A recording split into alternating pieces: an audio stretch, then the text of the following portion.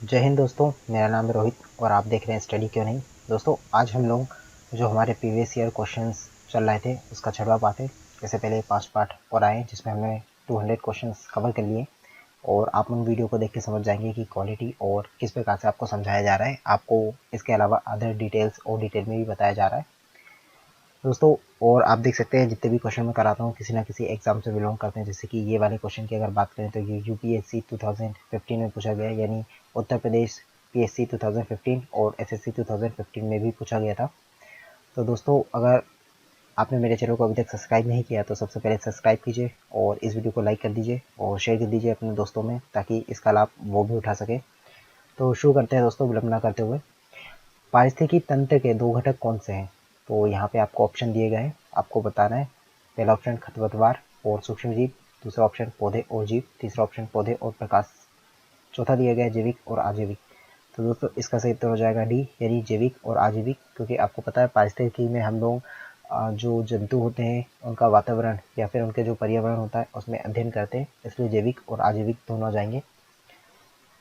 Flora और fauna का अर्थ क्या है? तो इसका आंसर हो जाएगा डी, यानी पौधे और पशु। देख सकते हैं आरआरबी एनटीपीसी 2017 में पूछ लिया गया था दोस्तों। जैसा कि मैंने बताया किसी न किसी एग्जाम में क्वेश्चन पूछा गया था। अगला क्वेश्चन दोस्तों, निम्नलिखित में से कौन कृत्रिम पारिस्थितिकी तंत्र है? आपको बताना है इनमें से कौन सा कृत्रिम पारिस्थितिकी तंत्र है। ऑप्शन आपके सामने दिए गए। इसका सही आंसर हो जाएगा धान का खेत, क्योंकि आपको पता है धान का खेत 3 महीने के या 4 महीने की अवधि के लिए होता है और कृत्रिम रूप से खेत को बनाया जाता है। यूपीपीएससी 2016 में पूछा गया था। निम्नलिखित में से कौन सा एक कृत्रिम परितंत्र है? तो इनमें से बताना है कौन सा कृत्रिम परितंत्र है। ऑप्शन सामने है। इसका सही उत्तर हो जाएगा खेत, जैसा कि मैंने अभी बताया कृत्रिम है। एक कृत्रिम पारिस्थितिक तंत्र निरूपित किया जाता है। तो ऑप्शन दिए गए मत्स्य पालन तंत्र द्वारा, कृषि भूमि द्वारा, जल जीवशाला द्वारा या चिड़ियाघर द्वारा। तो दोस्तों जो जल जीवशाला होती है जिसमें हम लोग जलीय जीवों को एक कांच के एक बड़े से बर्तन में रखते हैं, या फिर जिसे हम लोग फिश टैंक कहते हैं, तो इसका आंसर हो जाएगा सी। अगले क्वेश्चन की बात की जाए, एक खाद्य श्रृंखला में प्राथमिक उपभोक्ता और द्वितीय उपभोक्ता में क्या अंतर होता है? तो आपको बताना है। यहाँ पे ऑप्शन दिए गए, तो इसका सही आंसर हो जाएगा सी, यानी जो प्राथमिक उपभोक्ता केवल पौधे खाते हैं और दोस्तों जो द्वितीयक उपभोक्ता होते हैं वो पौधे एवं अन्य उपभोक्ताओं को खाते हैं। तो आपको ये भी याद रखना है। देख सकते हैं एनटीपीसी 2017 में क्वेश्चन आया था। मैंने बताया सारे क्वेश्चन किसी न किसी एग्जाम में आ चुके हैं। खाद्य श्रृंखला में मानव है। तो दोस्तों जो मानव होता है आपको बताना है क्या है। एक निर्माता है, केवल प्राथमिक उपभोक्ता, केवल द्वितीयक उपभोक्ता, प्राथमिक एवं द्वितीयक उपभोक्ता दोनों। तो दोस्तों जो मानव होता है वो प्राथमिक एवं द्वितीयक उपभोक्ता दोनों की श्रेणी में आता है। तो याद रखना है आपको। जब हम बकरी या भेड़ का मांस खाते हैं तब हमें, तो दोस्तों जब हम बकरी या भेड़ का मांस खाएंगे तो हम द्वितीयक उपभोक्ता में आएंगे। याद रखना है आपको। निम्न में से कौन आहार श्रृंखला का निर्माण करते हैं? आहार श्रृंखला दैट मीन्स एक के बाद एक। जैसे कि घास हुई, घास को कोई बकरी खाती है, बकरी को कोई इंसान खाता है, तो इस प्रकार की एक श्रृंखला बन गई। तो इसमें जैसे कि मैंने ऑप्शन दी आपको उदाहरण से समझाया, इसका आंसर भी होगा घास, बकरी एवं मानव। क्योंकि आपने देखा होगा जो घास होती है उसको बकरी खाता है और बकरी को जो है मानव खाते हैं, तो ये एक श्रृंखला बन गई। देख सकते हैं एसएससी 2015 में पूछा गया था। भोजन, प्रकाश और स्थान की प्रतिस्पर्धा कहाँ पर सबसे अधिक गंभीर है? ऑप्शन दिए गए हैं। एक ही क्षेत्र में या निच में पैदा होने वाले निकट संबंधी प्रजातियों में जो कंपटीशन होता है भोजन, प्रकाश और स्थान को लेकर वो सबसे अधिक होता है।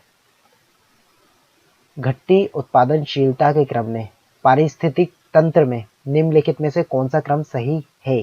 आपको बताना है। जैसे कि ऑप्शन दिए गए हैं मैंग्रोव, सागर, घास का मैदान, झील। दूसरा दिया गया है सागर, झील, घास का मैदान या मैंग्रोव। तीसरा दिया गया है मैंग्रोव, घास का मैदान, झील या सागर। और चौथा ऑप्शन यहाँ पे आपको दिया गया है दोस्तों, सागर, मैंग्रोव, झील, घास का मैदान। तो इसका जो आंसर होगा वो जाएगा सी, यानी मैंग्रोव, घास का मैदान, झील और सागर। निम्नलिखित में से किस कार्य से पारिस्थितिक संतुलन बिगड़ता है? तो ऑप्शन कॉमन सेंस बेस पे ये क्वेश्चन पूछा गया है। ऑप्शन भी आपको ऐसे दिए गए जैसे कि लकड़ी काटना, सामाजिक वानिकी, वन महोत्सव या वन रोपण। तो दोस्तों यहाँ पे बिगड़ने की बात की है तो जो लकड़ी होती है उसके काटने से, यानी पेड़ काटने से होता है। देख सकते हैं उत्तर प्रदेश पीएससी में आ चुका है क्वेश्चन। अगला क्वेश्चन दोस्तों, भारत में पारिस्थितिक असंतुलन का निम्नलिखित में से कौन सा एक प्रमुख कारण है? ऑप्शन दिए गए हैं वन उन्मूलन, मरुस्थलीकरण, बाढ़ एवं अकाल, और चौथा दिया गया है वर्षा की परिवर्तनता। तो इसका जो सही आंसर हो जाएगा दोस्तों वो हो जाएगा ए, यानी वन उन्मूलन यानी वनों का काटना। देख सकते हैं RAS और RTS 2012 में आ चुका है। ऐसे वृक्ष जो कि ग्रीन गोल्ड के नाम से जाने जाते हैं, लोकप्रिय हैं, लेकिन जो पारिस्थितिकी की दृष्टि से अनर्थकारी है, कौन सा है? ऑप्शन दिए गए। तो दोस्तों इसका सही आंसर हो जाएगा यूकेलिप्टस। पहले आपने देखा होगा कि जो रोड होते थे उनके किनारे यूकेलिप्टस के जो वृक्ष थे वो लगा दिए जाते थे, परंतु जो यूकेलिप्टस होता है वो दोस्तों जो सतह पानी होता है उसको काफ़ी ज़्यादा खींचता है, एब्जॉर्ब करता है, इसलिए जो यूकेलिप्टस होता है इनका उपयोग हम लोग सीवेज जो होते हैं उनके पास में लगाते हैं, जिससे जो सीवेज का पानी होता है उसका उपयोग कर लिया जाता है।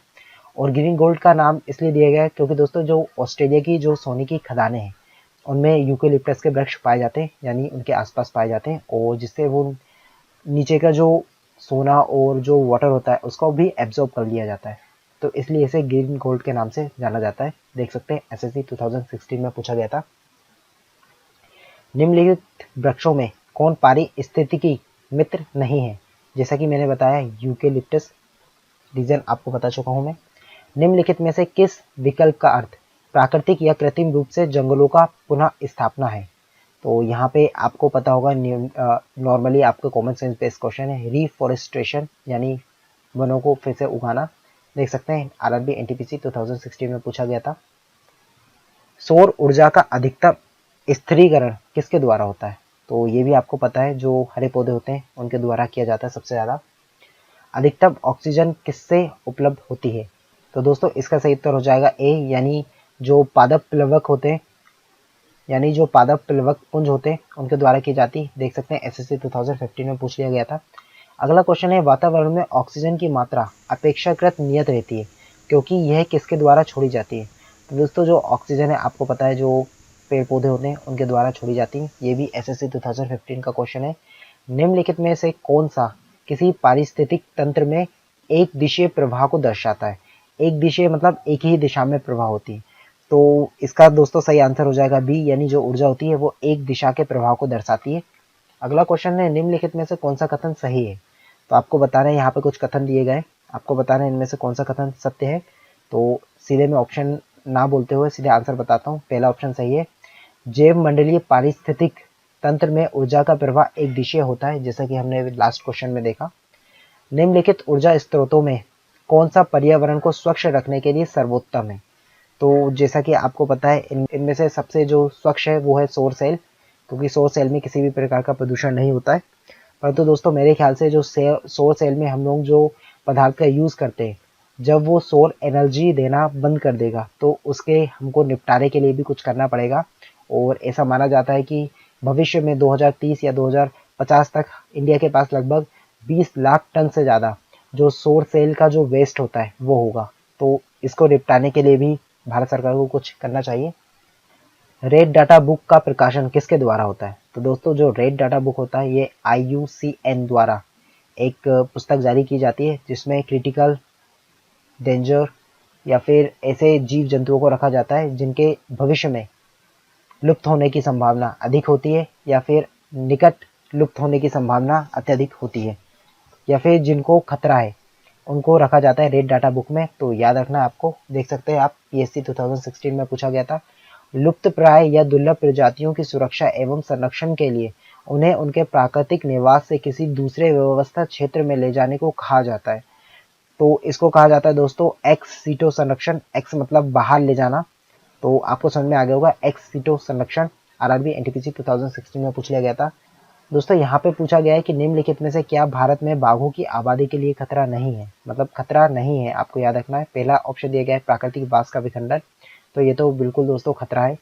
दूसरा दिया गया है मवेशियों की चराई, ये भी खतरा है। तीसरा दिया गया है वन जीव गलियारों का संयोजन, तो दोस्तों ये खतरा नहीं है, यानी ये हमारे हिसाब से सही आंसर है।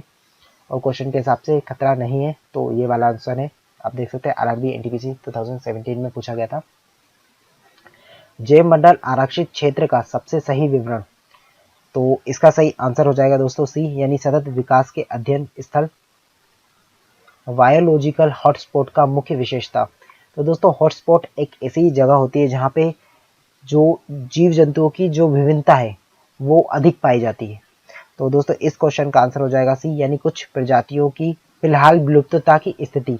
तो याद रखना आपको, आरआरबी एनटीपीसी 2016 में पूछ लिया गया था। प्रजातियां संकटग्रस्त प्रजातियों के आईयूसीएन द्वारा किए गए वर्गीकरण में शामिल नहीं है।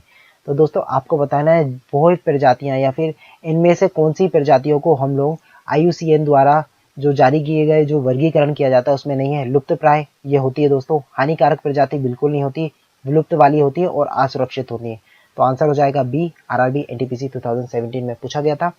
इकोटोन का अर्थ होता है, तो दोस्तों जो इकोटोन होता है इसका अर्थ होता है जहां दो बायोमास मिलते हैं। तो याद रखना है आपको, इकोटोन जहां दो बायोमास मिलते हैं। आरआरबी एनटीपीसी 2016 में पूछा गया था।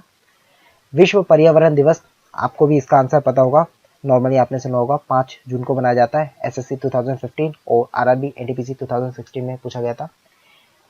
प्रथम विश्व पर्यावरण दिवस किस वर्ष मनाया गया था? तो इसका सही आंसर हो जाएगा 1973 ईस्वी में मनाया गया था। संयुक्त राष्ट्र पर्यावरण कार्यक्रम यानी जो यूएनईपी होता है, यानी यूनाइटेड नेशन एनवायरनमेंट प्रोग्राम का मुख्यालय कहाँ है? तो ये केन्या नैरोबी में स्थित है, याद रखना है। राष्ट्रीय पर्यावरण इंजीनियरिंग अनुसंधान संस्थान कहाँ स्थित है? तो दोस्तों इसका आंसर हो जाएगा सी, यानी नागपुर में स्थित है, याद रखना है आपको ये भी। वन अनुसंधान संस्थान स्थित है, तो ये देहरादून में स्थित है। और सबसे इंपॉर्टेंट क्वेश्चन और कई बार पूछा जा चुका क्वेश्चन, नॉर्मली जीके में पूछा जाता है, भारतीय वनस्पतिक सर्वेक्षण का मुख्यालय कहाँ है? तो दोस्तों इसका सही आंसर हो जाएगा सी, यानी कोलकाता। एनजीटी का पूरा नाम क्या है? तो दोस्तों जो एनजीटी का फुल फॉर्म होता है वो होता है नेशनल ग्रीन ट्रिब्यूनल, यानी ऑप्शन डी सही हो जाएगा। नेशनल ग्रीन ट्रिब्यूनल है, तो दोस्तों जो नेशनल ग्रीन ट्रिब्यूनल हो जाता है ये एक फास्ट ट्रैक कोर्ट होता है जो कि वनों एवं पेड़ों से के संरक्षण के लिए, मेनली वनों के संरक्षण के लिए बनाया गया है। इको मार्क उन भारतीय उत्पादों को दिया जाता है जो पर्यावरण के प्रति मैत्रीपूर्ण हो। तो याद रखना है, इको मार्क जो पर्यावरण के प्रति नुकसानदायक ना हो उन्हें दिया जाता है। चिपको आंदोलन मूल रूप से किसके विरुद्ध था? तो ये वन कटाई के विरुद्ध था और सुंदरलाल बहुगुणा का नाम इसमें सर्वप्रथम लिया जाता है। चिपको नारा पारिस्थितिक स्थायी अर्थव्यवस्था है, इसे गढ़ा था, मतलब किसने इसको गढ़ा था, यानी चिपको आंदोलन का जो श्रेय दिया जाता है वो किसे दिया जाता है? तो जैसे कि मैंने बताया बी, सुंदरलाल बहुगुणा को दिया जाता है। एसएससी 2016 में पूछा गया था। तो दोस्तों यहाँ पे हमने 240 क्वेश्चन हमारे कंप्लीट कर लिए अभी तक। आई होप आपको ये क्वेश्चन समझ में आए होंगे और आई होप आपको ये सारी चीज़ें समझ में आ रही है। तो अगर आपको वीडियो अच्छी लगी तो मेरे चैनल को सब्सक्राइब कीजिए, लाइक कीजिए, शेयर कीजिए। मिलते हैं दोस्तों नेक्स्ट वीडियो में। जय हिंद।